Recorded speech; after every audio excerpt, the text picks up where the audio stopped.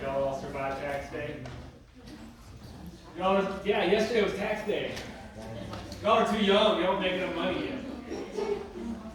So, for the rest of your life after you graduate, yesterday will be one of the worst days of your year. So you know. So, because since y'all are going to graduate from A&M, y'all are going to make money. And then you're going to have to give that money away for good causes, hopefully, right? We're here, we made it. I didn't actually file my tax for this, did an extension, because that's here. So today we are going to start chapter 14, Placentation. I'm going to doubt that anybody in this room needs to hear it, because you're here. But today is also a Q drop deadline. So if you are like thinking like I might need the Q drop and you want to talk to me or whatever, I will be in the office today. So stop by and whatnot. So just if you have any questions, I'm here to help inform on those decisions. So we still have 3 lecture quizzes to go, and we still have a 100-point lab final, and we still have a 100-point final exam. So it's like 230 points that are still out there to be had. So anyway, it's just a simple math problem on what your grade is, because that's what that syllabus says, right? 489.5 points gets you a C. Any questions? No. Okay, cool. So today we're going to start chapter 14, which is Placentation. And like I warned you all before, this section looks a little different than if you just went to the book and looked at the figure slides from the book. I've added some stuff because we're getting into the stuff that I currently work on now.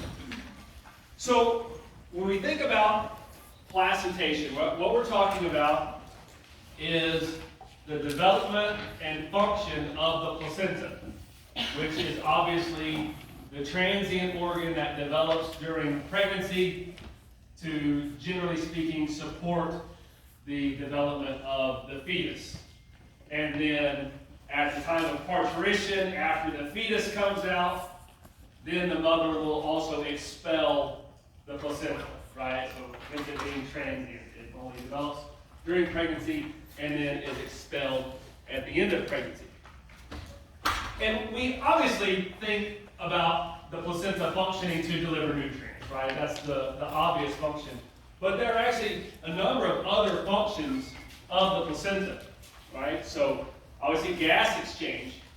We don't think about that a lot, that this fetus and the development of this fetus requires oxygen and requires the removal of CO2. And so we have to have gas exchange, obviously nutrient exchange. As we'll talk about in a minute, depending upon what species we're talking about, certain things, nutrient-wise, can or cannot cross the placenta. It's different between different species.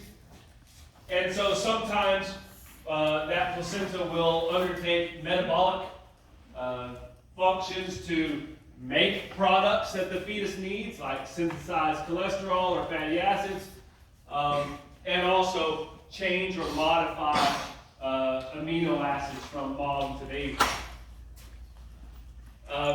Another thing that the placenta does is remove toxins. And these aren't like petrochemical type toxins as you're thinking about. These are toxins of metabolism, right, of growth. So if you've taken any of the biochemistry, you know that as we're synthesizing proteins, then we are creating byproducts like urea. And if we got a high concentration of urea in the fetal compartment, then that could ultimately hit toxic levels, and that could either suppress fetal growth if it's mild, or cause pregnancy failure if it was extreme. So the placenta will remove those toxins and waste products out. The placenta is also an endocrine organ, which means it's going to produce a lot of hormones. And while a lot of these hormones are the same across species, there are some hormones that are species specific, and we'll talk about those. So one good example of that is in the horse. We get equine chorionic gonadotropin. So that's a very unique hormone that's produced in the horse placenta that's not found in cattle or sheep or goats. And we'll talk about what that hormone does in that species here in a bit. While we think of pregnancy being a progesterone dominant period of time, and the placenta does in fact make progesterone, there's also a lot of estrogen, relatively speaking, a lot of estrogen at this time. Because estrogen typically is a vasodilator, so it makes blood vessels bigger. Why would we want blood vessels bigger during placental function and development? Better blood flow, right? For all of this exchange, nutrients, gases, waste, everything requires blood flow. So estrogen is in there as a major vasodilator. There's also some interesting things about this endocrine organ aspect that lead to certain species differences that we'll run into. So, as example, if I have a pregnant sheep, and that pregnant sheep is beyond 60 days of pregnancy, and I give her a shot of prostaglandin F2 alpha with the intent that I'm going to lyse the corpus luteum on her ovary, it will destroy the corpus luteum on her ovary. But she will not lose her pregnancy because the sheep's placenta is capable of making enough progesterone to maintain pregnancy to term, just as long as we get past 60 days. But that's not true for a goat. For a goat, if a goat is pregnant and I walk out at any point from day 7 all the way to term, and I give her a shot of prostaglandin F2 alpha, if she's pregnant, when I go out there in 2 days, again, she will have aborted. Right? And that's sheep and goats, right? Both small ruminants. We wouldn't think that there would be this big difference. Now, does that mean that the goat placenta doesn't make progesterone? No, it does. Just doesn't make enough. What's your question? Okay. So, and so you say, well, why does that matter? Well, that matters all the time if you're a sheep or goat producer, and how you could go about, managing unwanted pregnancy, so to speak. So I run into this a lot with embryo transfer programs. People are buying recipient females, right? Because I want to put in embryos into these recipient females. And invariably, whoever you buy them from, hopefully you didn't buy them from the sale barn, some people do, but whoever you buy them from, oh, no, there hadn't been a buck with them forever. No. And then you get them home and you start feeding on them for a couple months. You're getting all excited, getting ready to put your embryos in there in the fall, and all of a sudden they start bagging up. And now you have a bunch of accidentally pregnant ewes that you're not going to be able to put embryos in because they're pregnant. Okay? So, if I have sheep and I buy them, I can go get prostaglandin as soon as I get them off the trailer, but that will only abort something that is less than 60 days. With a goat, I can do that anytime, right? So, very, very big difference. Cattle are in between. Cattle, their placenta makes enough as we get later in gestation. This is an important and poorly understood function of the placenta. The placenta plays a major immunological role. Okay? So it's obvious that the placenta or the fetus is foreign, right? Half mom and half dad. So the fetus is foreign. So in a normal scenario, from an immune function standpoint, the maternal immune system would attack the fetus. But there are mechanisms in the placenta that will shield, to some degree, well, in almost all cases, will shield the maternal immune system from recognizing that fetus as foreign. And again, we don't understand it very well, but that is the case. And there's also just a natural immune function of the placenta. As an example, we'll talk about this here in a minute. An obvious big question that's been facing society recently is, would COVID-19 infect the fetus, right? If mom is pregnant, would COVID-19 infect the fetus? And in fact, there's very little data to say that that happens very often.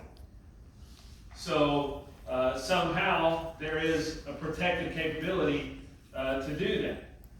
If you contrast that with HIV, HIV on the other hand has a fairly high rate of placental transmission. So it's not 100%, it's not even 50%, but it's fairly high. So even in those scenarios, the placenta is trying its best to shield the fetus. Now, whether that has to do with one being more, one of those viruses being more blood-borne, membrane-borne, as opposed to respiratory, I mean, that's probably a difference there. I don't know, I'm not a virologist. But there are viral differences there, but that's something that the placenta tries to function as. And then lastly, oh yeah?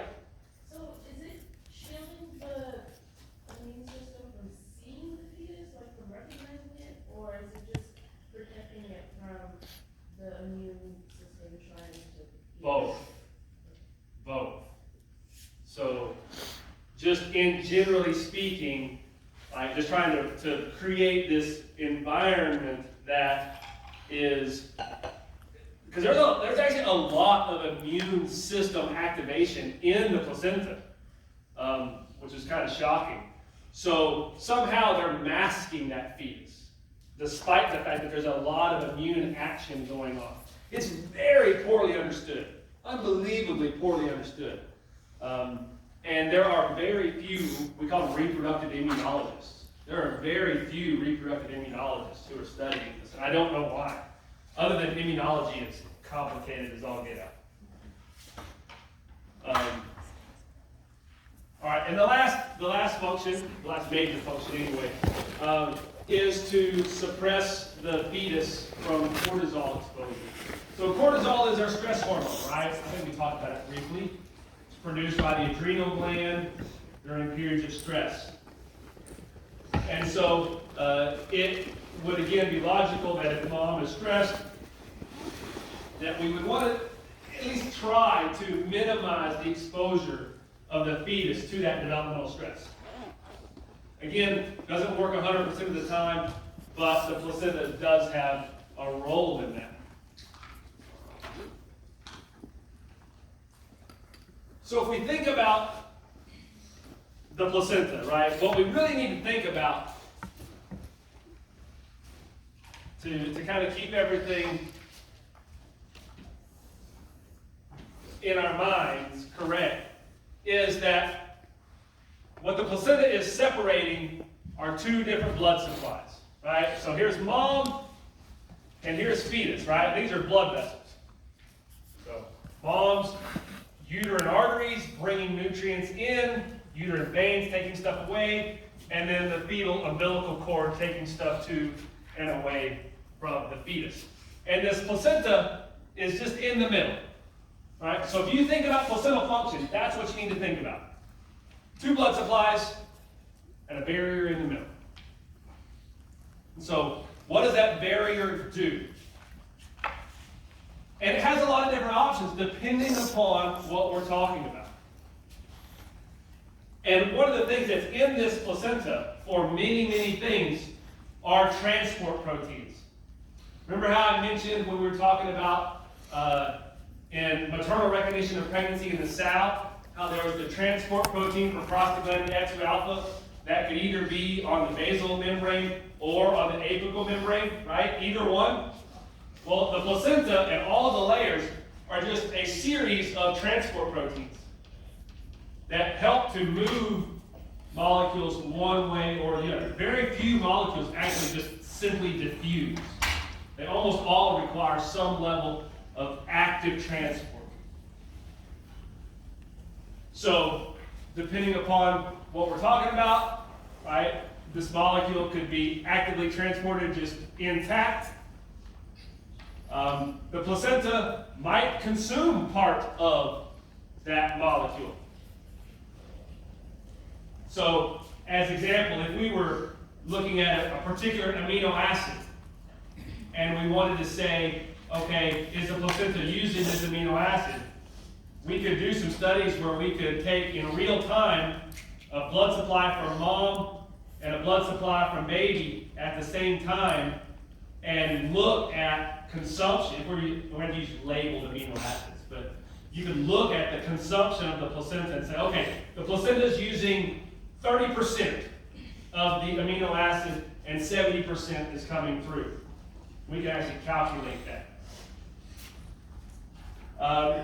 The placenta can metabolize molecules. So one molecule comes in, something completely different goes out.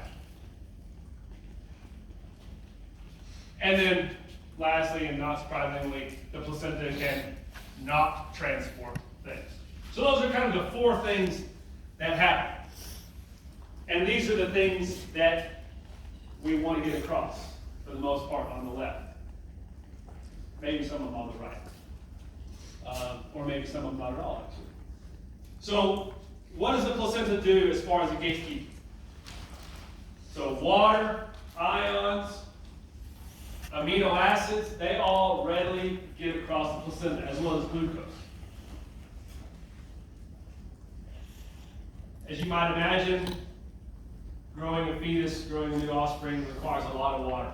We don't often think about that, but the fetus is going to be like 70+% water, 75% plus water. Plus you've got all the water that's in the fetal fluid. So water transport is a big thing.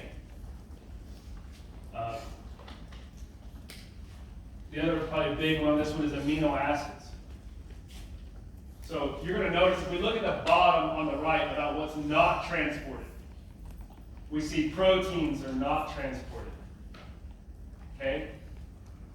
What that means, proteins are the functional units, right? Proteins are the building blocks. If we were talking, or not the building blocks, is the structures. So it would be nice if mom could just make stuff for the baby and say, oh, here's some proteins, buddy, here's some proteins. Here's some more. You need this? Here you go. Here's some collagen for you. Right? Doesn't work that way. Proteins cannot cross the placenta. So the fetus has to make all of its own proteins. So all the proteins required for growth have to be made by the fetus. Now those proteins come from amino acids. So these amino acids are the precursors for protein synthesis. So we have to get all these amino acids across. So again, the placenta is full of different amino acid transports. And there's probably 50, 60, 70 different proteins that are all involved in transport of amino acids. And they don't all transport all amino acids. Some are very selective, some are more promiscuous. One of the things that has been done a lot to try to improve fetal growth is to infuse mom with amino acids to try to get an increase in substrate to the baby. And that's, oddly enough, has not been very effective. So, just because they're in mom's circulation does not mean that they are going to be transported to the fetus. The placenta can, in some ways, transport vitamins, which again would be necessary for fetal growth. But depending upon what kind of vitamin we're talking about, they're going to be transported at different rates. Small hormones get transported. Unfortunately, sometimes things that we don't want to get transported across the placenta. So many drugs, pharmaceuticals, toxins, all get across the placenta.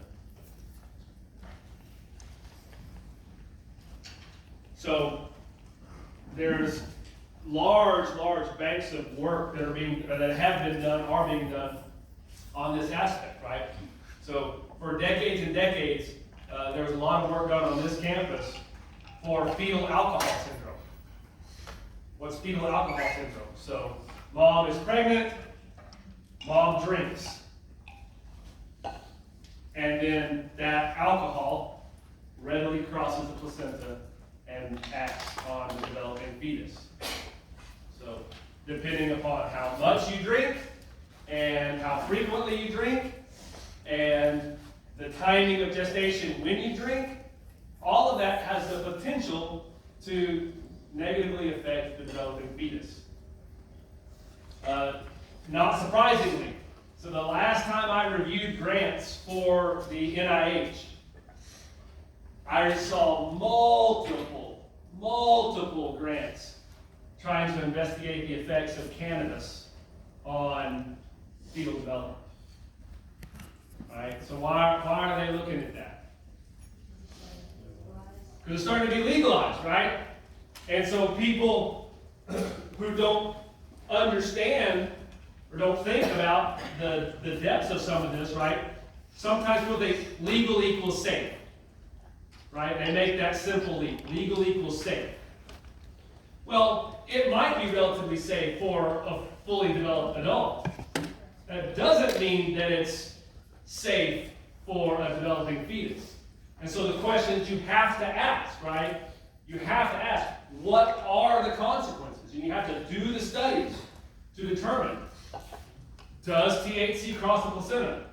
Yes, actually it does. We do know that.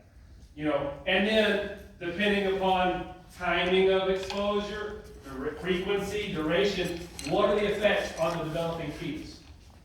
On the brain, on the heart, on all the developmental organs. We're going to talk about the concept of fetal programming in another lecture. And so kind of all of this would come into play. But these are major questions that are still being asked, right? And it's very, very cultural, societal. So as example, on alcohol, there are studies that even now, like 1 in 5 babies born in Russia are fetal alcohol syndrome babies. Because societally speaking, they have no problem consuming alcohol, right? And their doctors don't say, hey, you're pregnant, don't do that. It's more socially acceptable. In the US, we're not near that bad, but we still have a fairly high incidence because people are like, oh, 1 glass of wine, it'll be okay, right? No, it's not okay. That's coming from the placental biologist. And then we've already talked a little bit about viruses, right, and that they can cross the placenta, so I'm not going to go into that anymore. Now, what doesn't cross? What doesn't cross? Because sometimes it's important to think about what doesn't get across and what the consequences or ramifications of that might be. So in our livestock species, immunoglobulins don't cross the placenta. So what's an immunoglobulin? Are they good or bad? They're good. So what is an immunoglobulin? Or how do you get an immunoglobulin? We all have immunoglobulins. How did you get it?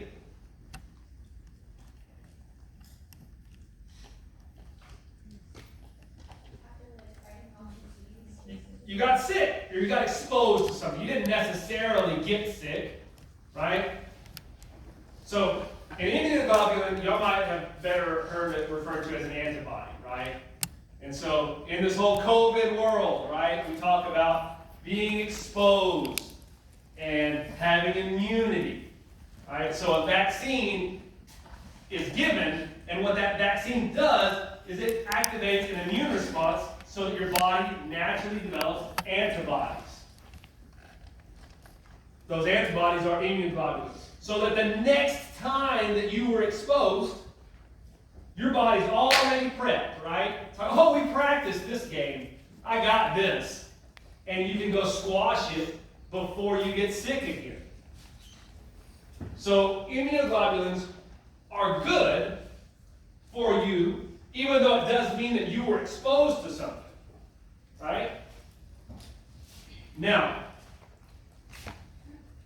let's think about this in the context of a developing fetus. Or, better yet, a newborn. Right? So, a baby is born. Boom, right now, comes out. What is its immune system like?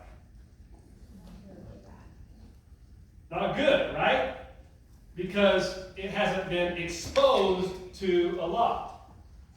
So, in actuality, if you thought about it, it would actually be very good if the placenta did transport immunoglobulins, right? Because then, whatever mom had been exposed to, the baby would have some protection to. But if immunoglobulins can transport across the placenta, then that opens up the Pandora's box of mom's immune system seeing the fetus, right?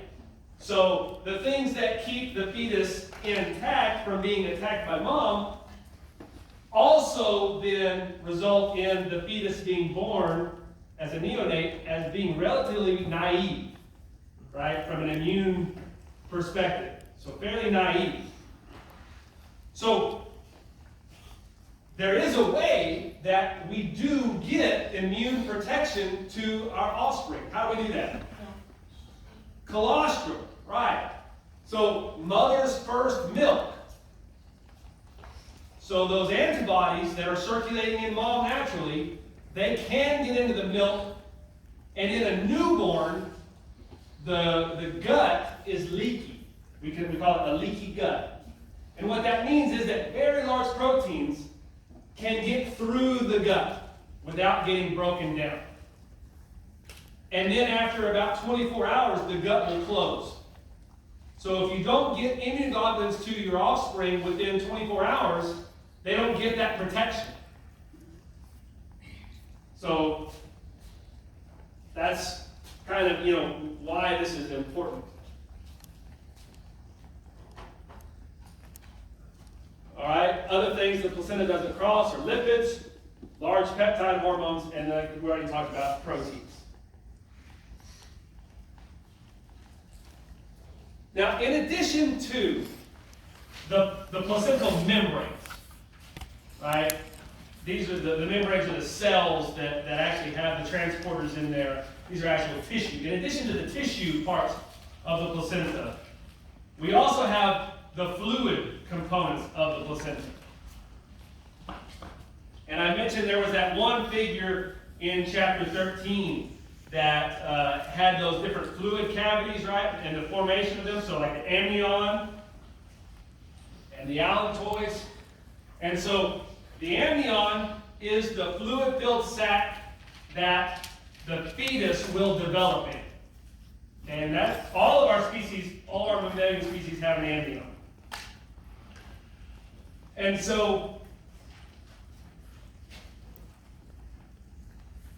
what is then the function of those fluids? What is the function of those fluids? So, one of the things that they do, oddly enough, is that they help to enhance the transport efficiency of the placental membrane. So, and we'll show some pictures here in a bit, but when we think about this right here, depending upon the species, and we'll talk, that's what the part we're going to talk about, right? This may actually be divided into the maternal side and the fetal side. And they touch. there's other ways that can happen. But generally speaking, that's the concept that mom and fetus are coming together.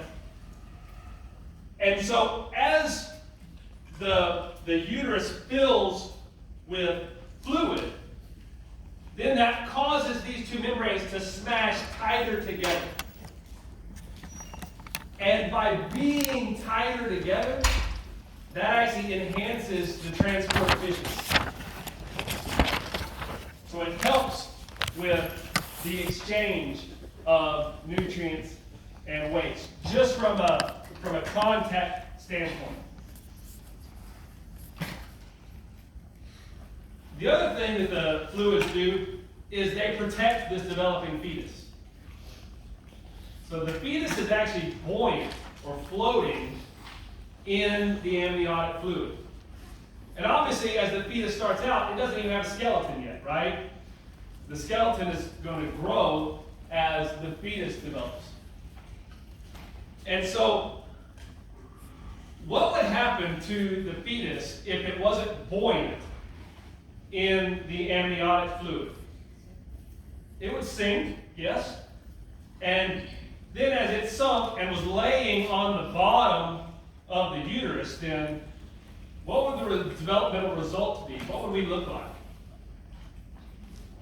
We'd be flat. So think about how our skeleton looks. We are fairly symmetrical, right? We all hope to look in the mirror and go, oh, I'm so symmetrical. We are fairly symmetrical in our development.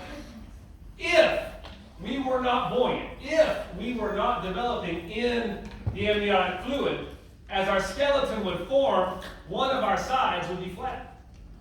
The other side would develop naturally, but this side would be flat, because that's the side I'm laying on.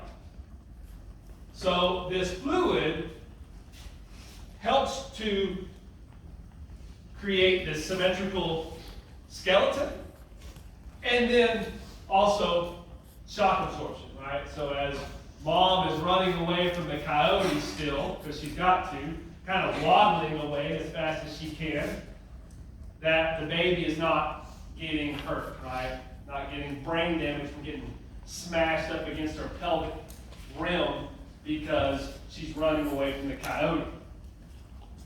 So it's serving as a shock absorber. Not surprisingly, we already talked about the importance of water for fetal growth. So the fetal fluids are a reservoir for water.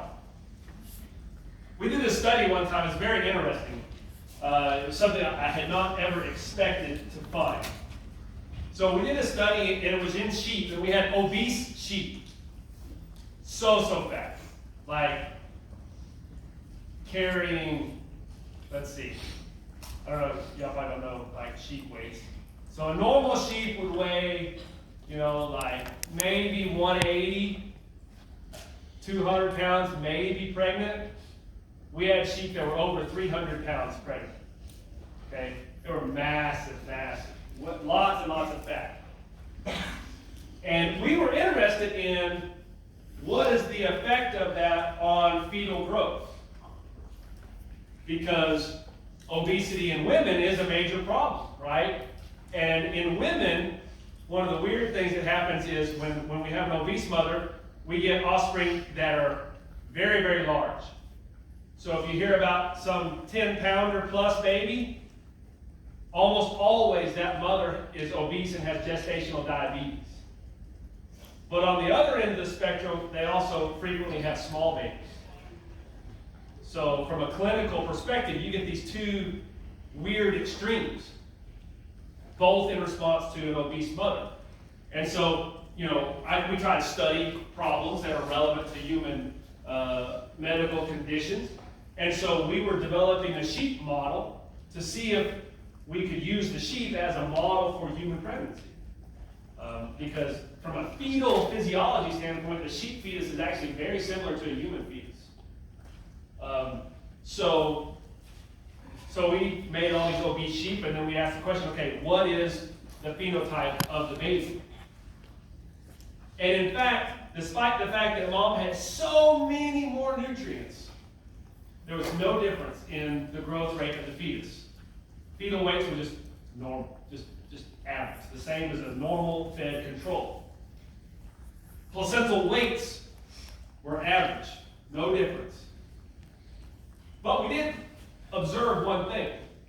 So when we did these necropsies and we pulled out the placenta, so you pull out the whole uterus, right? You do a hysterectomy. So you pull out the whole uterus, it's full of fluid, it's got the fetus in there. Normally they're big, normally they're like this, okay? When we pulled them out of the obese ewes, they were like this. They were small. But the baby was the same size, and the placenta was the same size. So what was less?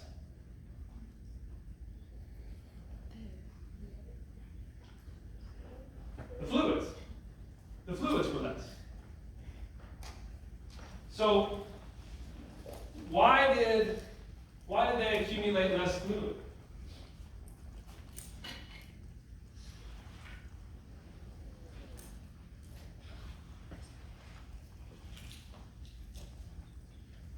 It's very simple. Space. It's not big enough, right? The belly can only expand so much, right? And so there simply wasn't space. Now, in that scenario, in the ewe, obviously, they prioritized fetal growth over fluid, right? Because in a limited space, they could have said, oh, I don't have space, let me grow a small baby. They didn't do that. They grew a normal-sized baby. They just accumulated less fluid. So, what we learned in that study is, number one, that fluid volume can drastically change. And number two, and most important for us, the sheep was not a good model for human pregnancy in obesity. So we just never did that study again because it didn't work for what we needed. It needed to recapitulate what we see in women. If it doesn't do the same thing as it does in women, then it's not a good model. So whenever those, babies were born, did you see like some of their heads like deformed, like flatness, or did they use enough fluid to like keep it buoyant? So clearly, there are no deformities, no obvious things. Clearly, well, I say clearly, that's the wrong thing. We would hypothesize that all this is very dynamic and growing, right? The fetus is growing, fluids are changing, everything's expanding. I would guess that while the skeleton was forming early, that there was enough space, right, and enough fluid. And then once the skeleton is formed, then it's just about getting bigger and doesn't require as much symmetrical. And it's not that it was devoid of fluid. There was just no excess fluid. Okay.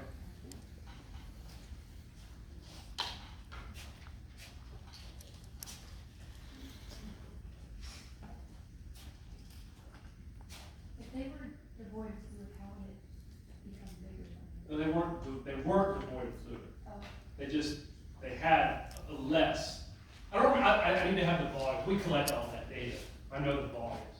So let's just say in a normal pregnant animal, there might be, 4 liters of amniotic and allantoic fluid combined.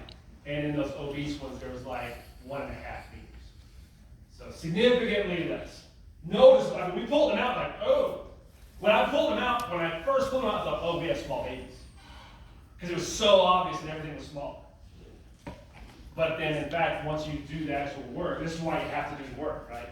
Once you actually did it, it's like, oh, only one thing is less, and that's the fluid. I already kind of talked about number 4. Let me talk about the allantoic fluids. Okay? So we talked about the fluids. Oh, go ahead.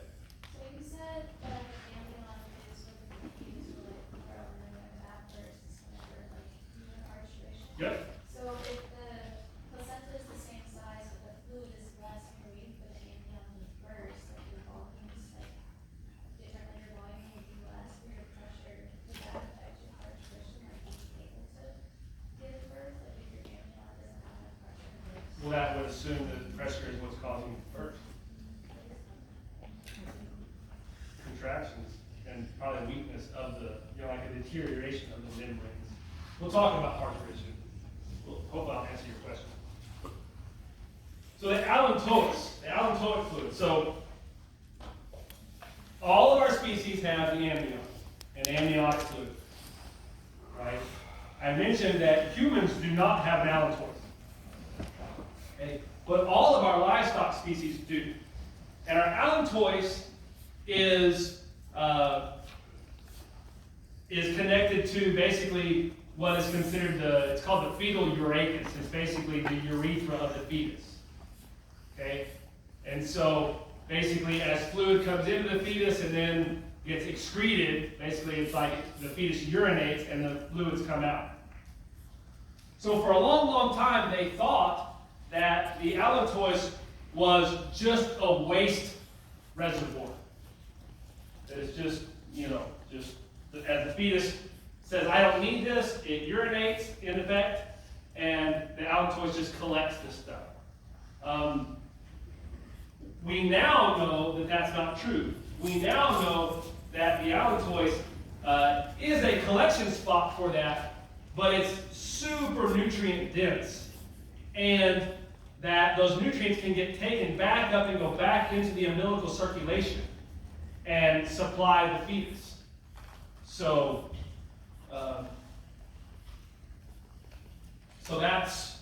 that's kind of how that system works. And that's important because then theoretically we could get to the point where if we could, inject something into this fetal fluid pocket, right, that then it could in fact get taken up by the fetus and cause stimulation of growth and development.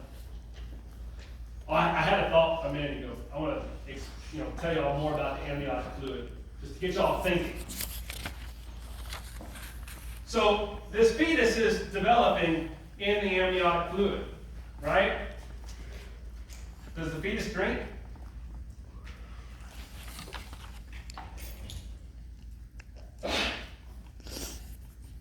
So let me ask you this question.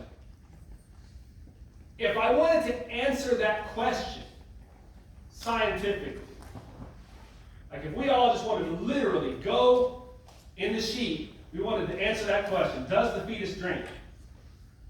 How could we do that? How would we go about doing that? But fluid is going to change because of transport, right? Water transport. So that won't prove that the fetus drinks.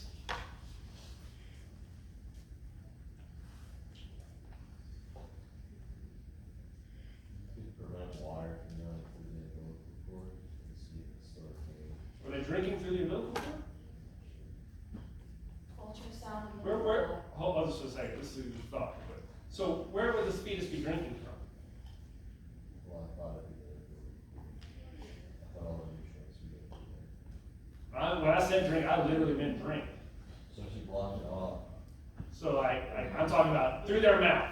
Are they consuming amniotic fluid through their mouth that then regulates fetal growth? So what was your question? Ultrasound and look at the bladder, then see if the bladder's filled and then should expel So the bladder. again, so they could theoretically take up water from the umbilicus, right? I mean, you could. That could be a source. So that doesn't answer the question per se. You couldn't definitively. You could see water accumulate, but you couldn't say where the source was.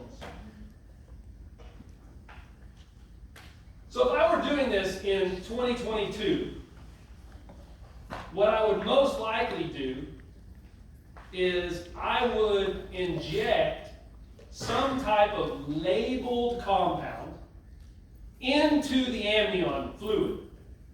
So I know it's right there, right? It's in the fluid. And then I would trace that fluid through the digestive tract, right? Could I then find this fluid in the small intestine? That's how I would do it in 2022. That's not how they actually answered the question. Because they didn't have that technology when they answered this question. So how else could you do it?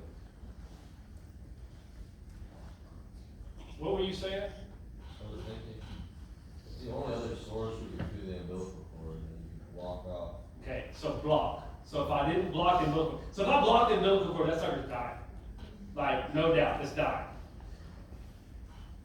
So, because that's not just fluid, that's everything. That's its lifeline of almost all nutrients. But your approach is right. Block it. So what would I block? The esophagus, right? That's how you drink. You drink through the esophagus. So that's actually what they did. So they went in to these pregnancies. They used a sheet, right? They pulled the fetal head out. They tied a string around his esophagus. Said, okay, you can't drink anymore. Put it back in, sewed it back up. Said, okay, what happens? Guess what happened? It didn't grow as well. It didn't grow as well. So in fact, that did show that it was in fact drinking nutrients. It sounds a little barbaric, right? It does. I get it. And that's why I said in 2022, this is what I would do. But when they discovered that, they didn't have that technology, so they had to go a little more rudimentary. Don't you think the fetus didn't grow as well because of possible damage they did to it in the process? Well, you would have your sham controls, right? You would basically have another group where you did the surgery, you open up, you pulled the head out, and go, cool, that's a head, put it back. And so, if you didn't like it, right, you would have a sham control. So they went through all the other stress, all the same thing. The only thing that was different was the actual ligation. They probably even cut into the skin of the fetus and then just sewed it back, right? Because when you do these types of surgeries, you do everything but that procedure. So like when I do projects where we'll infuse amino acids, I've done multiple of these, where we infuse amino acids into the mom's jugular vein. Well, on the control animal, I catch her and I infuse saline into her jugular vein. Because I don't want the stress of having to be handled and injected to cause the difference that you're saying. So I catch them, stress them, whatever minimal stress that is, it's all the same. When did that experience take place? I don't remember. A long time ago. So, like way back in the 80s or something. This might not be possible, but if you have good enough imaging, could you watch it slow? Oh, see, maybe I'm thinking in 2005. Maybe you could. Maybe with the right kind of imaging, right? So if you could, I'll say fluoresce, but if you could have some kind of other dye, maybe you could do that. That's a great thought. See? Brilliant. That's actually a small little bit of what science is, right? How can I test that? How can I do it? My sister one time. So my older sister, this is getting off in the weeds, but her and her husband were trying to, not have more kids. They decided 2 was enough. And so they were like, okay, do the vasectomy or do the tubal ligation, all right? Which one do we do? And it just so happened that my sister was needing a procedure anyway. So I was like, okay, well, we'll just do the tubal ligation. And so she sent me a text message that said, how would I know that they did it right?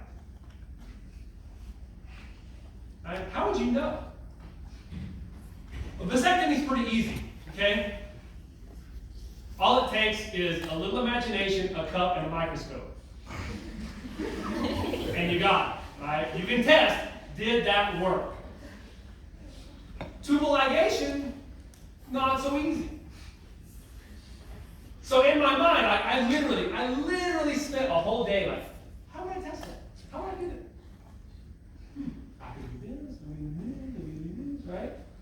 coming up with ideas. Let's take a quiz.